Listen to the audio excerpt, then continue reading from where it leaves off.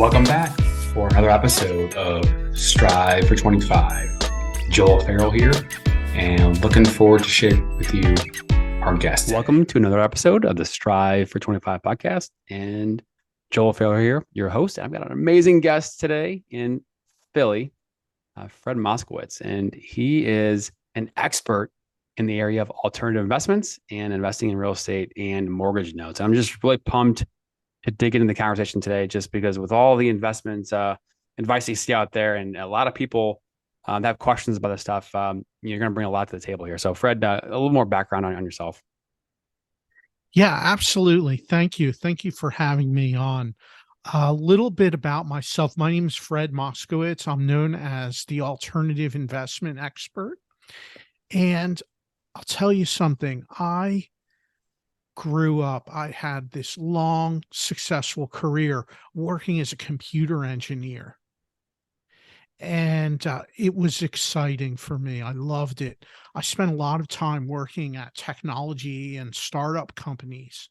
And what happened was I watched my entire industry get turned upside down because it was the bursting of the dot-com bubble. It was intense. And that was immediately followed by the September 11th terrorist attacks, right? If you can think about those times, a lot of turmoil in the world. And so that drove our economy into shambles. The job market, especially in the tech sector, was in the toilet. It was horrible. And so what that made me realize was that I was way too dependent on the income from my job because it was my only source of income, that paycheck. And I loved the work I did. I loved the job, but there were so many circumstances outside of my control.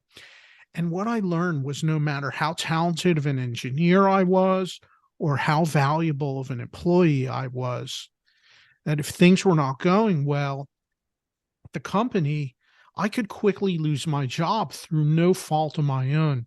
And so that made me come to the realization that I needed to find a way to have other sources of income so that I wouldn't be so dependent on the paycheck. And that led me to getting involved in investing. And more specifically, I took a interest in investing in assets, buying and building assets with the idea that they could grow wealth and they would pay income to me while I own them. And so that's really what is at the heart of a lot of alternative investing.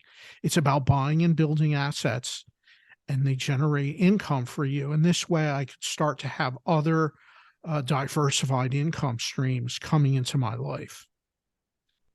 So, tough question for you.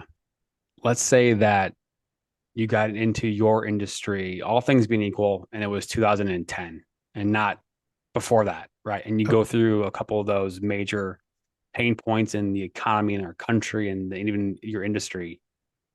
Do you think your passion, desire, and purpose of getting into these alternative investments and investing in other things outside of your job and career, do you think that you would have got to there as fast or at all if without seeing those struggles in the industry that early on? I don't think it would have made a difference. I really don't. It if you do this right, you're going to be earning income and cash flow, and it doesn't matter what the market is doing. It doesn't matter. During down times, during good times, the cash flow is consistent. That's what is important, and that's what I like. This reminds me of, have you ever heard that famous quote? The best time to plant a tree was 20 years ago, and the second best time is right now. Yep. And that's something that always stands out for me. It's really about taking action and getting started. Don't wait. If you wait for the perfect time, it's never going to come. There's never going to be a perfect time. But a lot of things in life actually are that way. That's what I've found. That's so true. Yeah. I mean, Yeah. I found myself, I get into these ruts where I'll second guess myself and the Mm, paralysis by analysis. And as I've gotten a little, further along in my journey, I realize that myself, knowing myself a little bit better than I did before, I have to just kind of sometimes just jump in almost head first in the deep end and just knowing that I'm going to just have to figure it out and just push myself in those uncomfortable situations that push myself out of my comfort zone. So everyone's different, yeah. you know? Yeah. No, absolutely. And I love that being out of your comfort zone. That's so important. Now, certainly it's not to go off and be reckless, right? However, get educated in what you're going to do, what you're going to pursue, get around successful people that are like-minded and know what they're doing and they can help guide you. And that's going to really help you a lot. And yeah, it might be scary, it might be uncomfortable, you might be outside your comfort zone, but that's where the growth happens. That's where the growth happens. And sometimes the best thing you can do is get aligned with the right people. And that's what's going to carry you forward.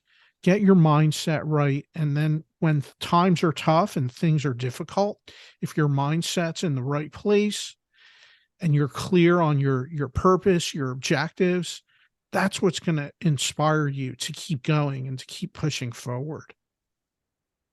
Purpose and objectives, 100%. And like, I know me personally, I'm in the mortgage industry. Like, we're going a million miles a second, and then I've got a family. It's very easy for a day to go by and to think, what the heck am I? What did I even get done today? Just going completely crazy. But then to be Yeah. intentional about your why and your purpose, and really kind of have that kind of North Star directing you where you're trying to get to, that the higher level of things you're trying to get to. So I love that, focusing on that. Yeah, I feel that's so important. All the years that I spent working as a computer engineer and working in different corporate environments, different companies, I learned so much. I learned a lot. I really did. But one thing that a pattern that I noticed was this, that there's really two reasons why people quit from a job. Two reasons. I mean, people will say many things, but if you boil it down, it comes down to two reasons. The first one is they quit their boss, plain and simple. They just quit their boss. But the second reason is that the work they were doing is not in alignment with their purpose.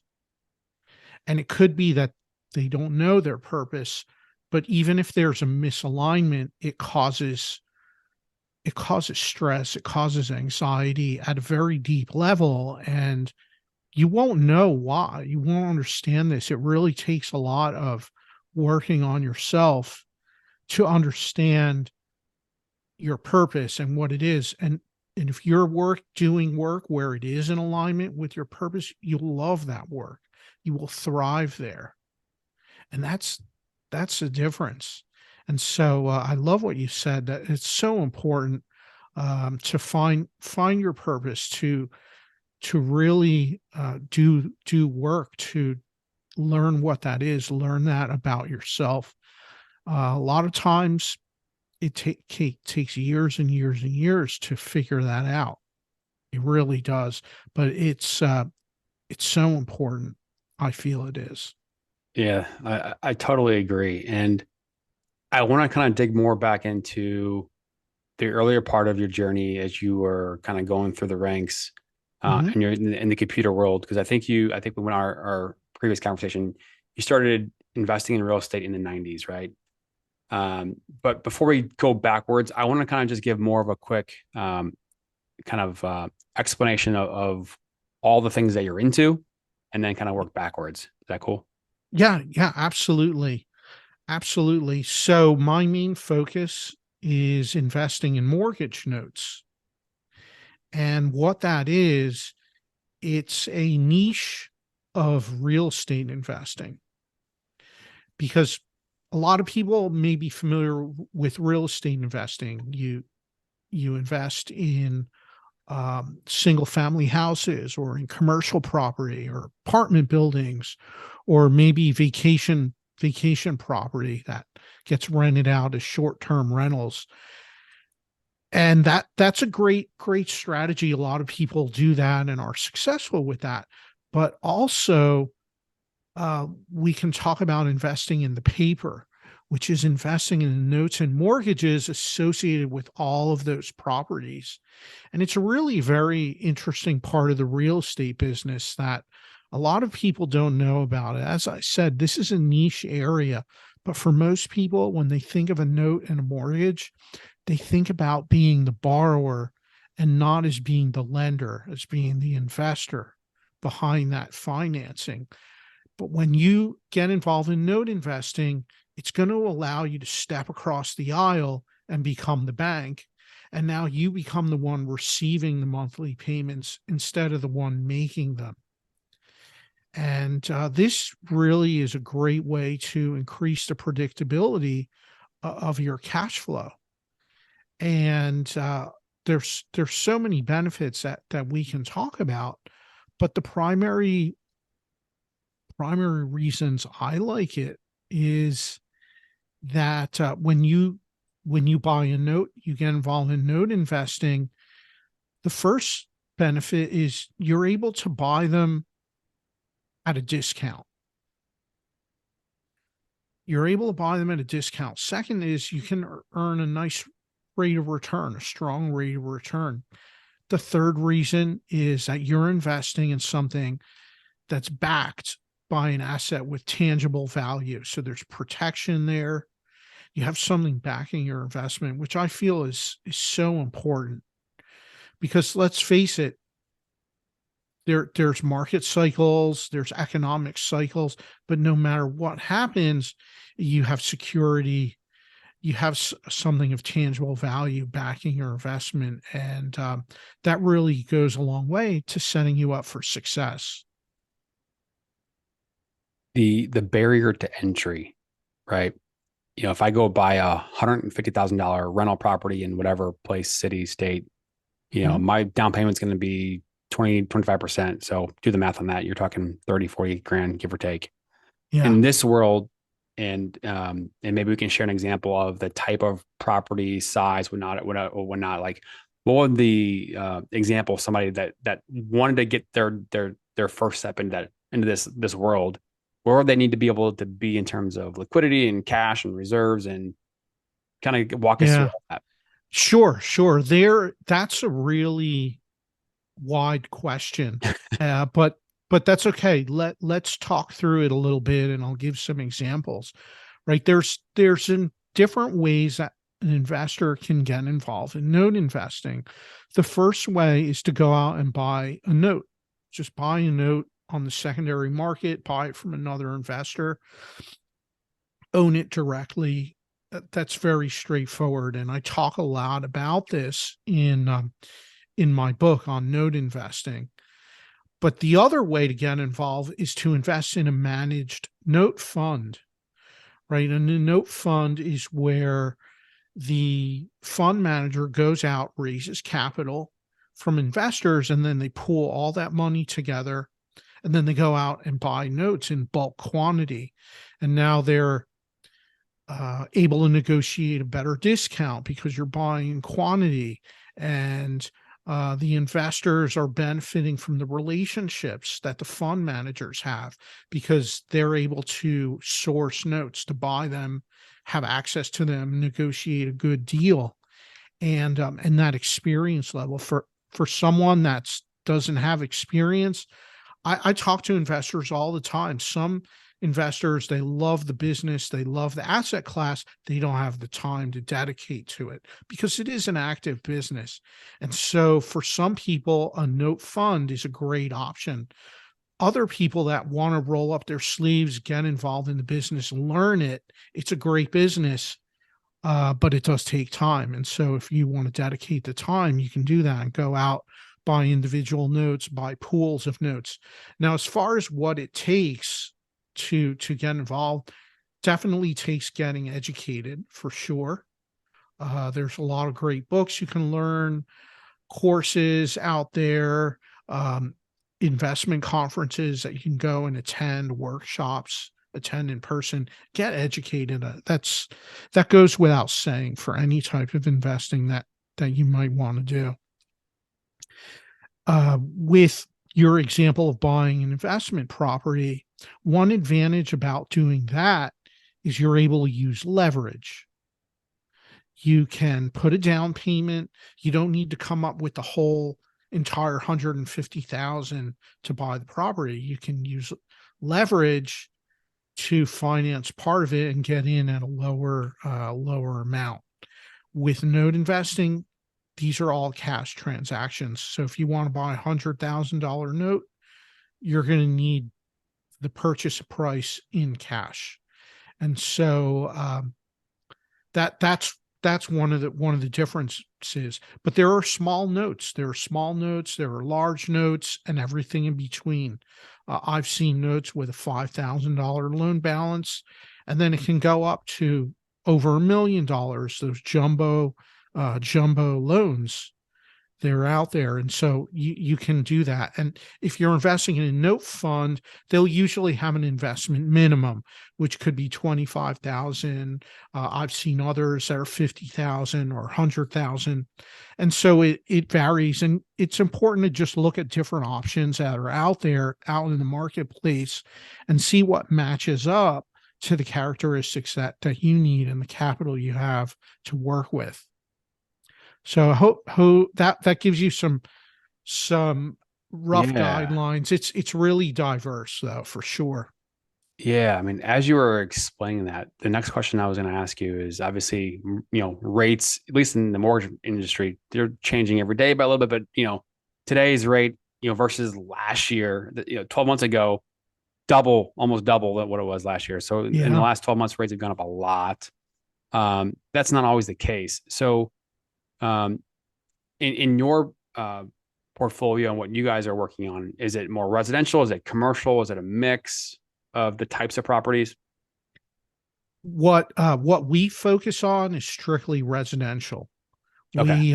We focus on residential, and think of residential as what the Fannie Freddie guidelines are for a residential mortgage, 1 to 4 unit residential property. Most of the time, they're single family homes located all over the U.S.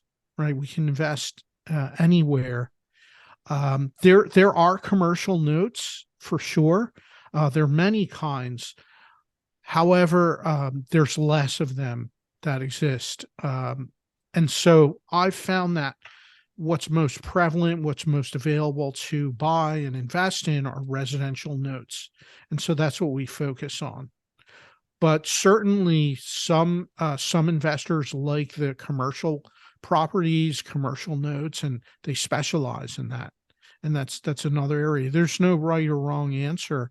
A lot of it comes down to what you're familiar with and what's available, what opportunities are available to you, what type of deals are coming up in your own network that you can invest in and participate in.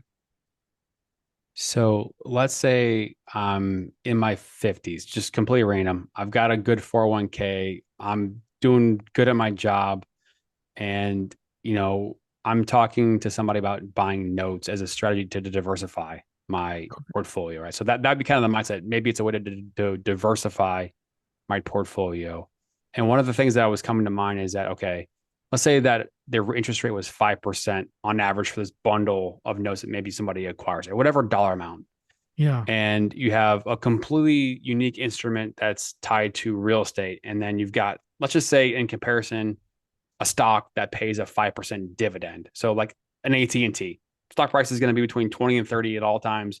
The dividends between 5 and 6%, something like that. How would you kind of compare, explain, or contrast the difference of those two kind of vehicles in completely two different markets or vehicles? Well, in this example, those are all independent of each other. And what I really like the idea about is spreading your capital out, because each of those assets will go through different economic cycles and they won't be matched in time. And so one of those may be doing really well one year, another one not so well, and that's okay. The beauty in the diversity is that when one asset class may not be doing well, maybe the value's gone down, the other ones are doing extremely well. They're maybe even generating income for you. And so that helps carry everything, the whole portfolio. That's the key to having a diversified portfolio. Maybe if your stock investment decreased in value, maybe you take some of the income you're earning off of the real estate, off of the notes, and go buy more stock at that lower price, right? Right. That's could be a really smart move. And Yeah. so when you do this, when you come from a place of diversification, it gives you options. It gives you options, it gives you flexibility.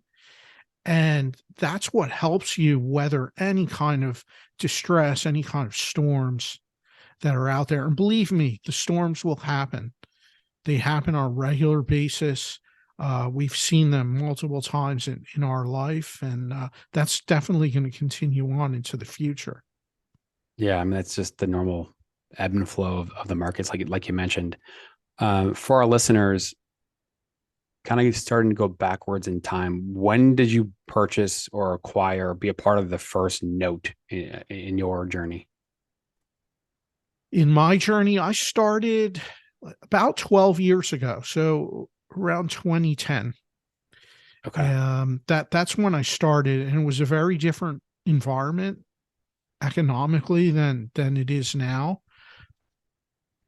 There was a lot of distress, a lot of liquidity issues in the markets, and there were a lot of notes for sale, a lot. And At big so discounts? the discounts were strong. Absolutely, the discounts were strong, and that was good. But what happens with a portfolio over time? Um, and I know you were touching on this, is the changing of interest rates and how does that impact the portfolio. Keep in mind that with a note portfolio, you end up recycling the capital over and over again, because you may buy notes that are 20 or 30-year long term. However, if we keep in mind that the average lifespan of a mortgage in the United States is 5 to 7 years, that's the historical average. Mhm. And this is because people refinance, people sell a property because they have to relocate for a job, or relocate because they're downsizing or upgrading, or anything. Life happens, right? People have to make changes. And so that's why loans constantly are getting paid off, they're getting refinanced. And with a portfolio of any size, you're going to always have notes getting paid off, capital coming back in. And so you redeploy it, and you'll redeploy it at the current market conditions, whether prices are up or prices are down. And that's a given. And so that's always going to be an activity that's taking place in the portfolio. And it definitely has an element of randomness to it that you can't control. And so you just expect it. You expect it, and know that when capital comes back, it's going to be back in your account. It's going to be earning a 0% rate of return. And so the best thing you can do is get that redeployed in an efficient manner into new assets, new notes.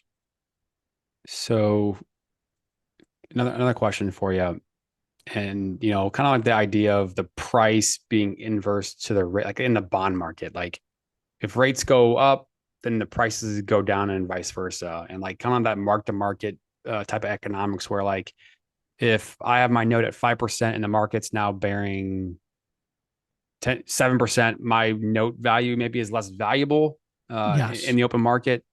So when you're running a business like that and things are changing and cycling, how does that affect kind of the overall functioning of the business? And are there any like issues if it's going the wrong way on you in terms of like the actual price of the portfolio going the wrong way? Does that make sense? Yeah. Well, couple things come to mind. First of all, as I mentioned earlier, notes are bought at a discount. So the yield is that drives the yield higher. And so that builds in some insulation for the investor with interest rate risk of rates changing. And they'll change, they always will.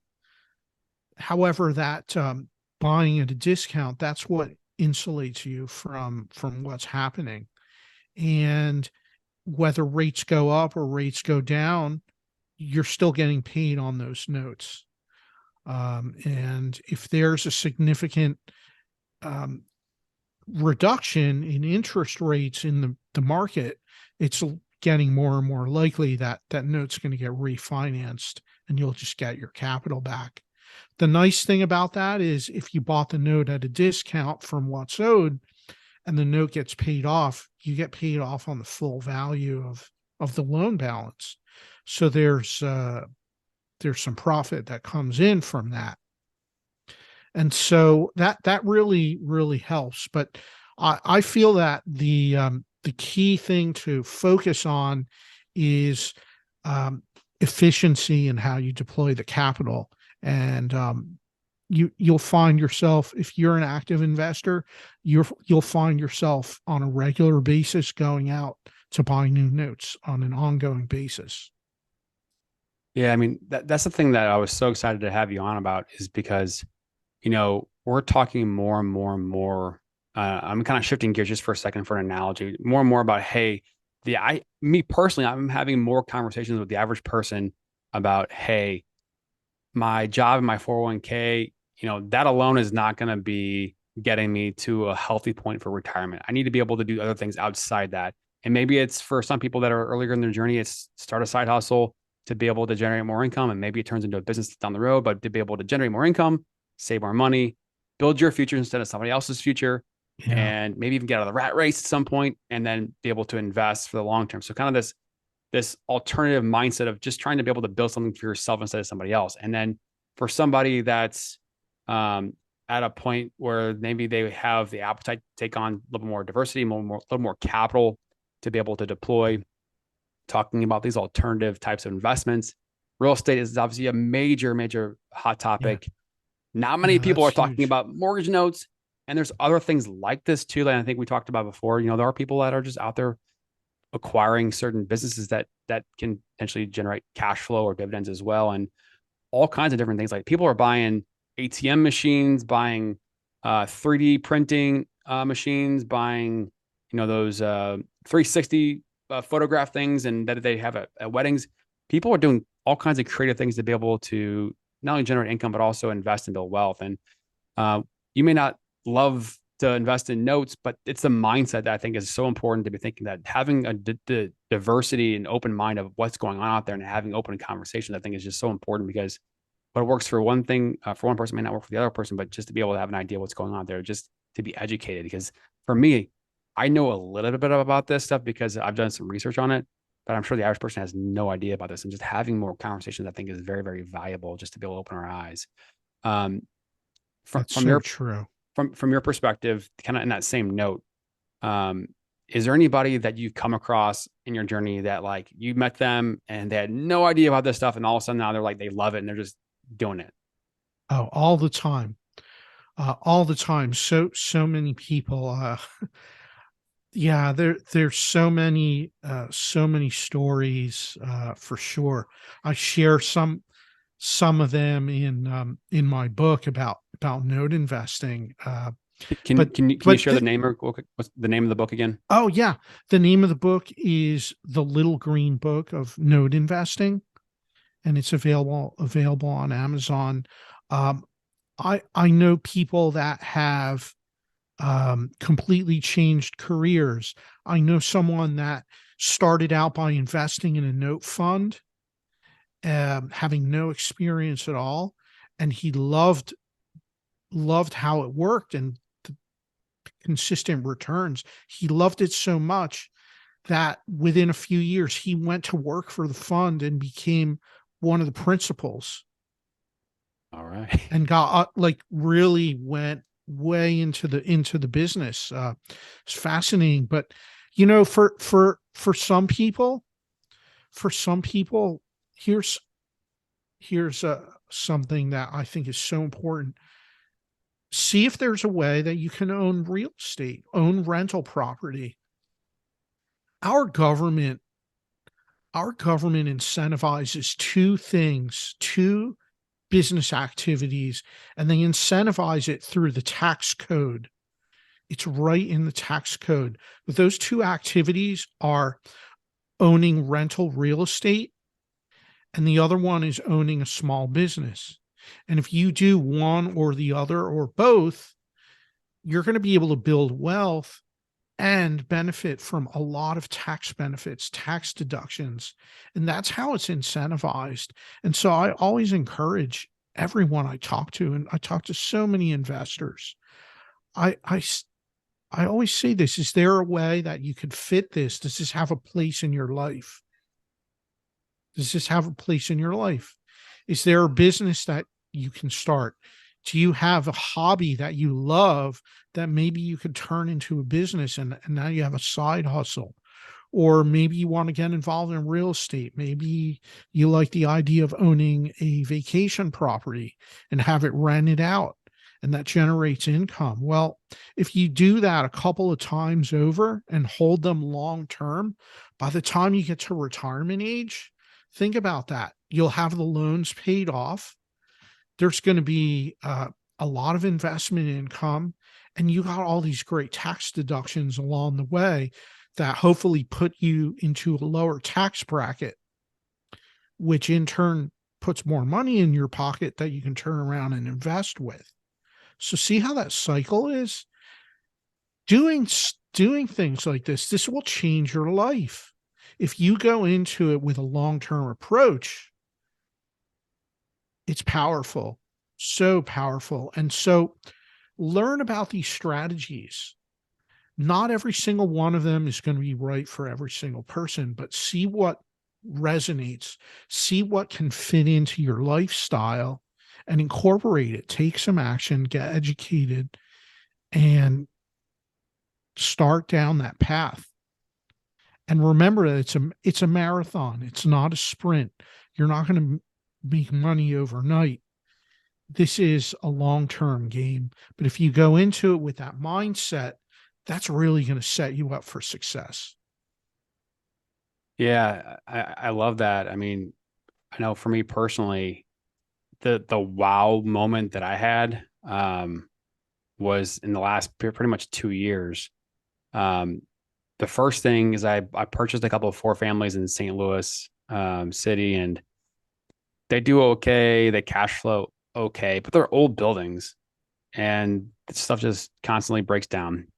But what I didn't realize, that just time values going up, mortgages getting paid down, that equity builds up. And I know that I'm a math guy. Like, I'm in the industry. I know this stuff, but like to be able to see it like in real time, like you fast forward like 5 years and see, oh, well, that just doubled in value. I got a good deal on that, and I just doubled in value. Okay, I want more of that. And your loan balance got paid down from the rents.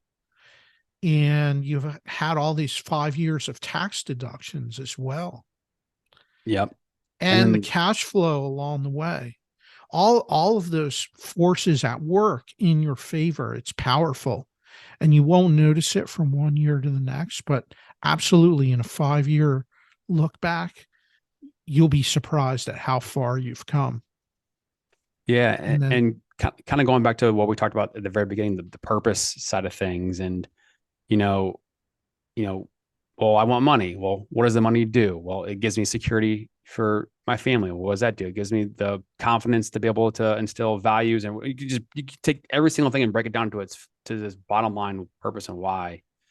And kind of with that in mind, it's like I see this real estate side of things and then the cost segregation that I just did last year for some properties and kind of the accelerated depreciation stuff. It's like, I want more of this. My why is so strong that the how will figure itself out. That's one of the things that we talk about on this channel a lot is that, we all have, a long day, things that we do and trying to figure out what's the most impactful thing that you can do in your day to be able to get the most results. And I'm finding myself doing work at night consistently on this platform because this is a side hustle for me, and the work that I do is typically at night.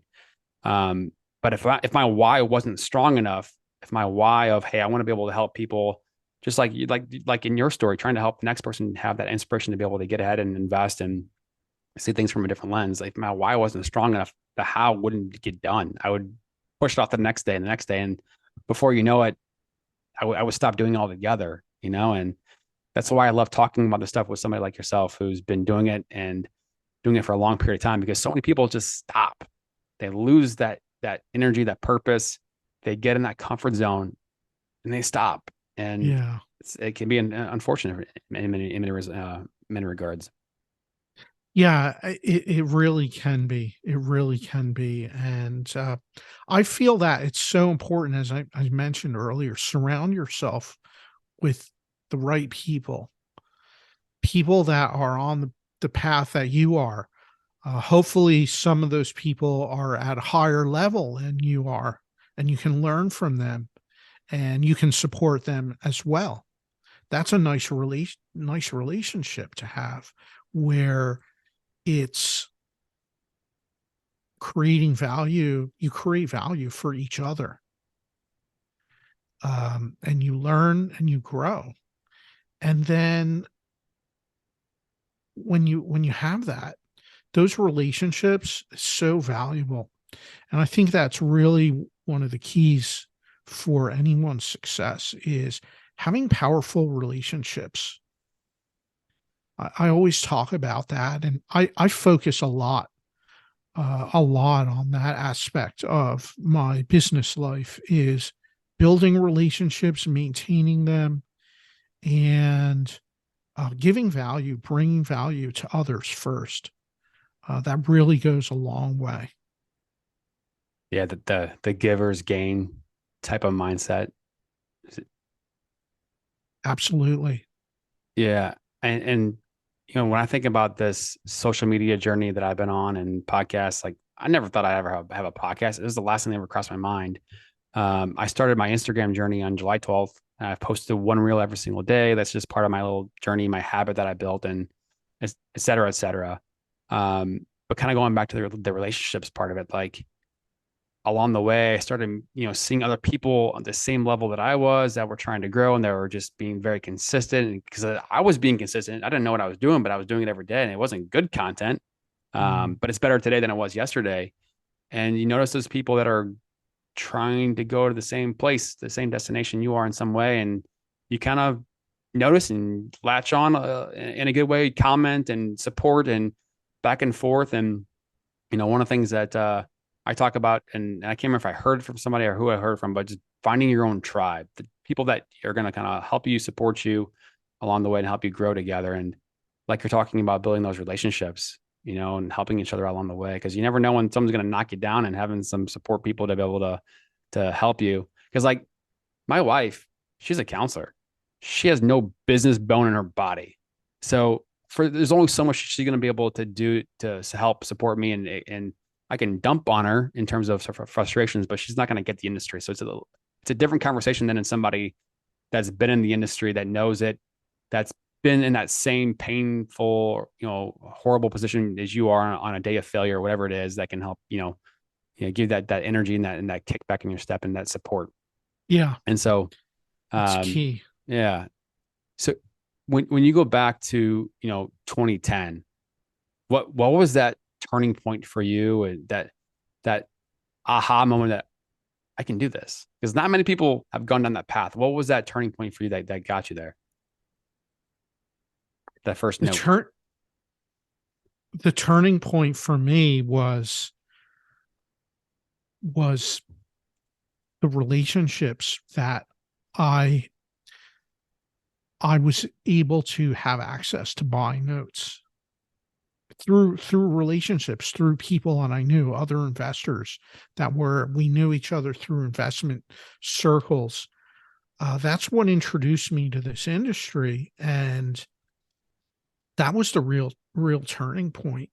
Because anyone that studies real estate investing for any given amount of time, you're going to learn about notes from the perspective of buying a property with owner financing or selling a property with owner financing, creating a note. That's something that you'll pick up. But then to have the opportunity to be able to buy notes that already were originated, that's a different story. And it really comes from purposeful action, and being able to build relationships, because that's where you'll be able to buy notes and have opportunities. That's where you'll meet fund managers that they may sell notes, or other note investors. We're a small community. We all know each other. We buy and sell notes to each other all the time. Mostly it's because of liquidity reasons. Someone needs capital. So you can sell a couple of notes. They're very liquid, very easy to sell.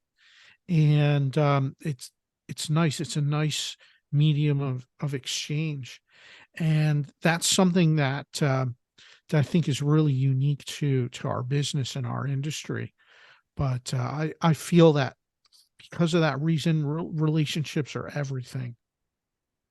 I love it. I love it. You mentioned a couple times the discount part, but just to kind of get, are you able to give a little bit of an explanation of who you mentioned Fannie and Freddie types of saleable notes. So, because I have this kind of mortgage mindset, right? For the average person, when someone does a mortgage, right? Let's say I go to Chase Bank, Citibank, Fairway, whoever does the loan, that company is going to originate a mortgage. A lot of companies these days are going to sell it to a servicer, an Ocwen, a specialized loan servicing, whoever the end servicer is going to be.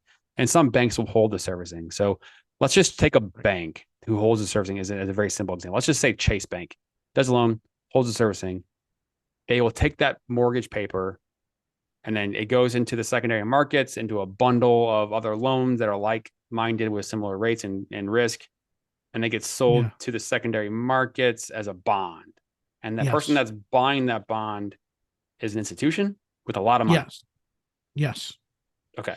And those bonds typically will have a time duration that they exist. So it may be for any number of years. Once the time has elapsed, the bond is going to get collapsed. So all the money's gotten paid back to the investors. The assets are there. They get sold. They get broken down and sold. And what happens is the grading on those assets have now changed because X number of years have gone by. Maybe some of those loans have a different equity position than they did when they originated. Maybe some of those loans, the borrower has some missed payments along the way. Different things can happen that starts to change the risk profile of the note, and in turn changes the value.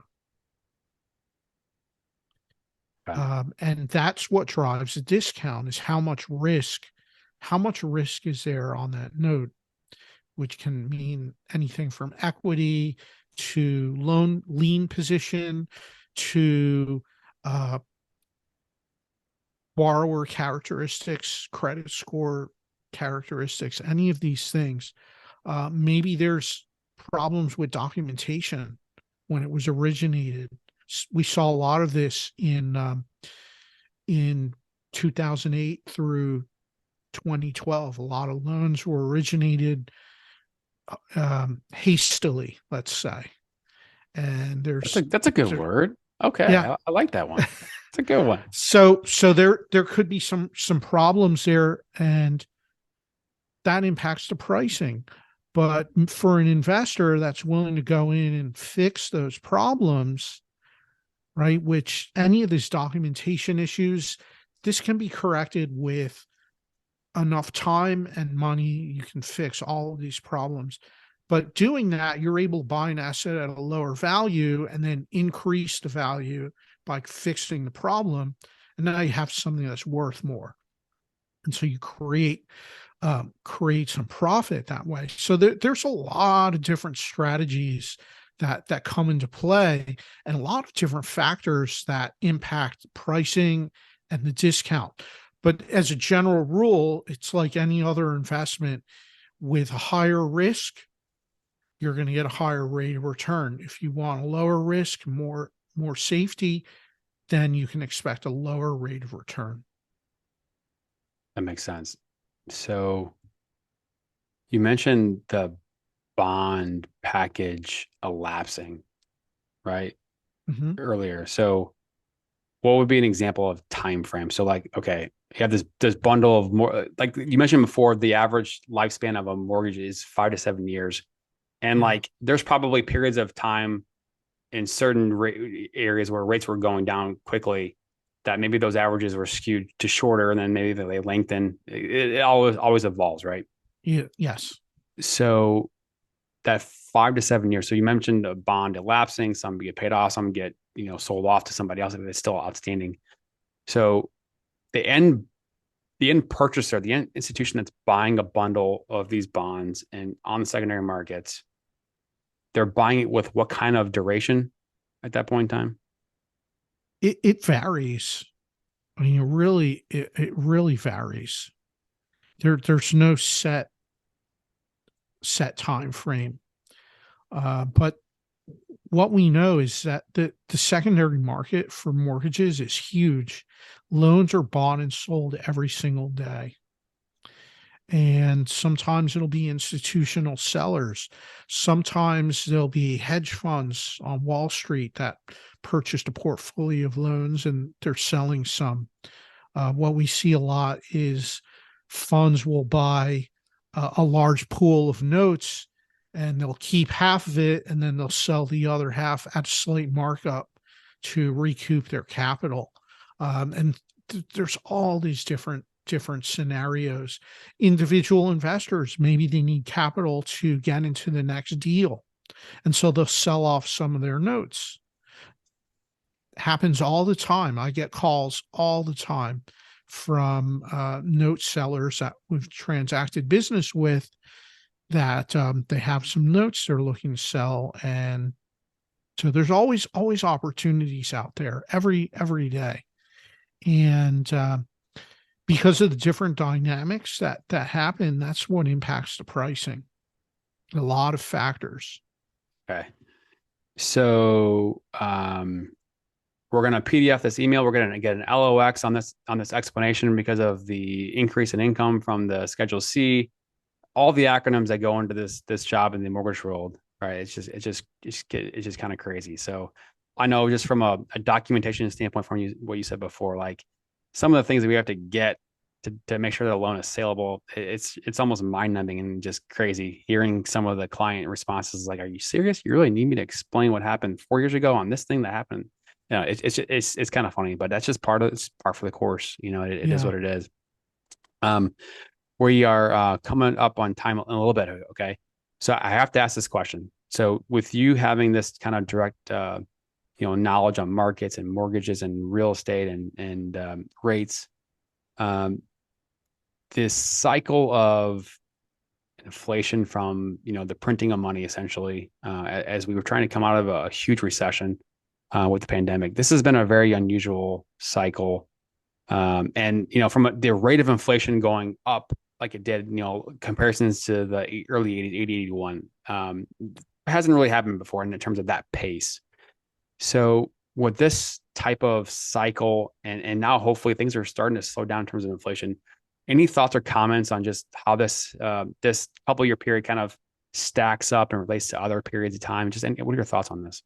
Yeah, my thoughts on this, it's very delicate. Very delicate. The Fed is watching closely at so many different world events and moving parts. And there's not any one thing. There's many variables, and there's definitely some unpredictability. the Fed is obviously has a directive to keep inflation at a low rate and do everything it can in its powers to maintain that.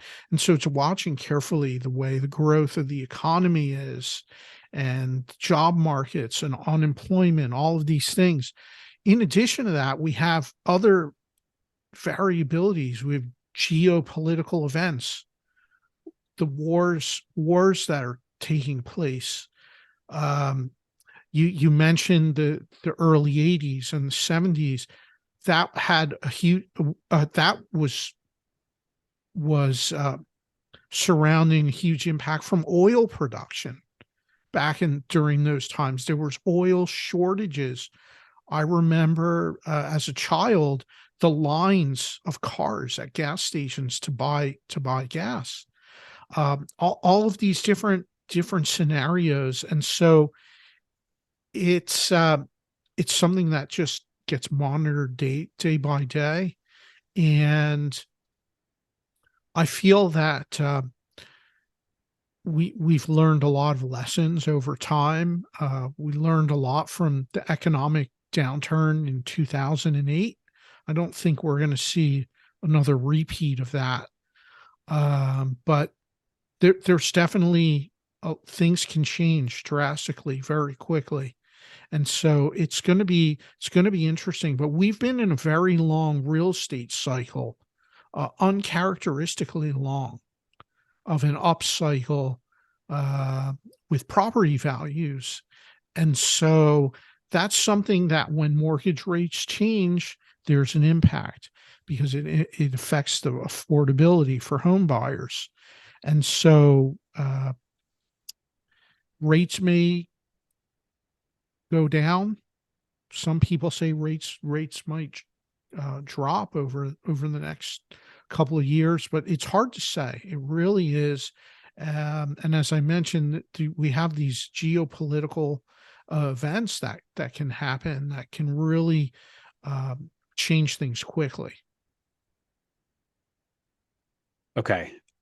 The word that stands out there is delicate.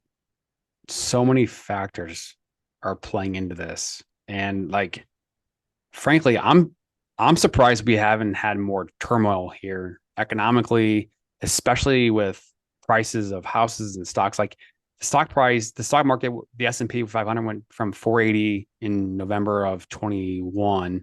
And right now it's been hovering between 360, 410 for a number of months here. It's kind of just hovering back and forth. I'm surprised it hasn't seen more volatility in all reality. The housing market, I mean, prices have been stable. I mean, maybe some markets are going down. I'm surprised. I mean, there's still a very much a shortage of inventory. I'm just with all this stuff going on, I'm surprised there hasn't been more turmoil. So the Fed, I mean, they're trying to weave, thread through the eye of a needle from 1,000 yards away. And what if they do it? What if July hits and CPI is at like 3% or 2.9%? Like they would almost be there. Like I've been looking at some of the numbers in CPI and the rolling 12 months, and you start doing the math on it. If the monthly readings of the next few months are pretty consistent around zero, because what's crazy that I was looking at is like I think it was June 22's number was like 1.3 for the CPI reading that month. And it was just going up and up and up and up. And then July hits and it was zero. Just a massive drop off. And, I look at this stuff because that's just how my mind works and trying to figure out what's going to happen with our market. And we're going to be able to sell mortgages in general, right? That's just it's on my mind. Yeah. But it's just such an interesting time because like it goes up fast and it's come down slow or come down fast as well, really. And things haven't been too crazy. Maybe we're in the eye of the storm. I have no idea. Maybe turmoils are right around the corner. I have no idea. But right now, like, it's not as bad as I thought it would be. I don't know. Yeah.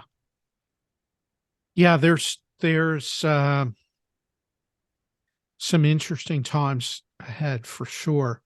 But you know something, Joel, no matter what happens, I feel that it's so important to remember that each of us is responsible. We can't control the economy, right?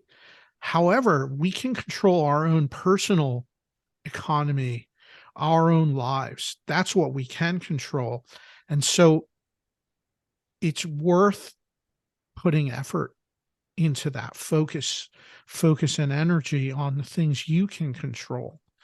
And that includes into yourself, investing into your skills and knowledge and growth. Because no matter what happens out there in the world, that's something that's going to benefit you and carry you forward. If you learn new skills, or if you learn strategies for your business, or skills that advance your career, that's going to help you. That's going to benefit you. It's going to expand your horizons, expand your creativity, and that will make you more successful as a person, as a human being. Yeah. And so that's an investment that has so much non-monetary value, yet it's so impactful. Yeah. And that's the thing, is that like I know me personally, like I get in my comfort zone, like I go through my day, get up with the kids and do my job, get home by 5, dinner. My wife's working at that time. She's a counselor. It's dinner, playtime, bath time, nighttime by 8:30. It's like, I got this project I got to work on. I'm exhausted. I'm stressed out. I'll just do it tomorrow. Like that's the inner turmoil that I have. Like, I'll just do it tomorrow. There's always tomorrow, and like if you do that enough, like tomorrow is never going to come because you just forgot about it or whatever else it happens. And it's like, Yeah. how do you get outside of that rut that some people can get into? And maybe some people don't, but I know that's happened to me personally. And that's just one of the things that I know me and other people probably are thinking too, is like, how do you get out of that rut? How do you, and for me, 2022 is one of the hardest years of my life in this industry. And I've been in since '06. But I keep telling people this is the best year of my life because now I've got a podcast and I've got an Instagram channel, I've got a YouTube channel. All these things that happen, like, push me out of my comfort zone. That's So great. Yeah, that's great. That consistency is so important. And maybe you set out to work on your project, whatever that might be, for an hour a day. Maybe that's your plan. You work on it for an hour a day. Well, what about that day that comes that you feeling burnt out and you say, "Oh, I don't feel like doing this." Well, instead of just saying I'm going to do it tomorrow and not work on it at all, what if you spend 5 minutes instead? Give yourself some grace and do 10 minutes instead of an hour. Do 10 minutes or maybe even 5 minutes. That's still something that's better than blowing it off completely. I love it. And that's going to keep your momentum going, and it makes it manageable, because we all have good days and bad days, and life happens and emergencies come up and all of this. That's life. Give yourself some grace. You don't have to beat yourself up blowing something off, and then the next day you beating yourself up because you didn't get anything done. Well, spend 5 minutes, review, write down take out a pad of paper and write down, do a brain dump of thoughts. Maybe you'll get some ideas. That's all. That's all you got to do. Be in the mode. Be in the mode of doing it, sticking with your routine, with your plan. And that's going to be so beneficial, so much better than giving up or blowing it off or saying, I'm going to leave it for tomorrow. Yeah, the old saying, you're only as good as your weakest link, or you're only as good as your worst day. If your Yeah. worst day is still forward, then that's huge. Yeah, I love it. So last thing here, 2023 goals. What, by the end of the year, what's like the perfect scenario? What would you want to be able to say that 2023 brought to your world? Personal, financial, whatever, all of it. Oh, wow. There's so many. Big goals for me always are working on health and fitness, I feel this is so important because as business owners and as entrepreneurs, we need so much energy to do what we do.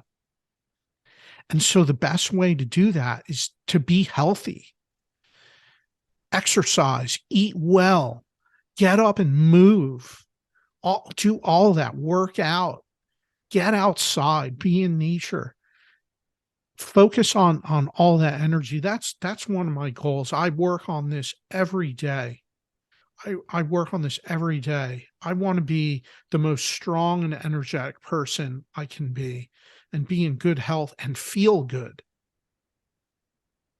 If you Yeah, have that going for you, everything else becomes easier. You're in a better energy, in a better state of mind, and you feel better. that's And so when you true. show up with energy and strength and vitality, the people around you start to respond in a very positive way. And I love that. I love that so That's so much. true. And then you inspire the people around you. Is that not the best thing? Damn right. That's awesome. Yeah. So, so, So, so what do you love doing? What's one thing that's part of the routine that you do or want to do more of? well, I exercise regularly. I love getting out, training at the gym or doing things outdoors when the weather's nice. Eating well, eating healthy. My favorite analogy for how to eat healthy is this. When you go shopping at the grocery store, you take your cart and shop around the perimeter of the store.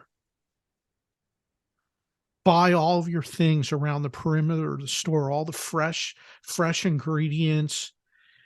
Stay away from the packaged processed foods and do that. Even if all you do, this was the best advice I ever got once from one of my medical professionals. She told me, all you do to start out by adding one serving of fresh food to every single meal that you eat. Start there.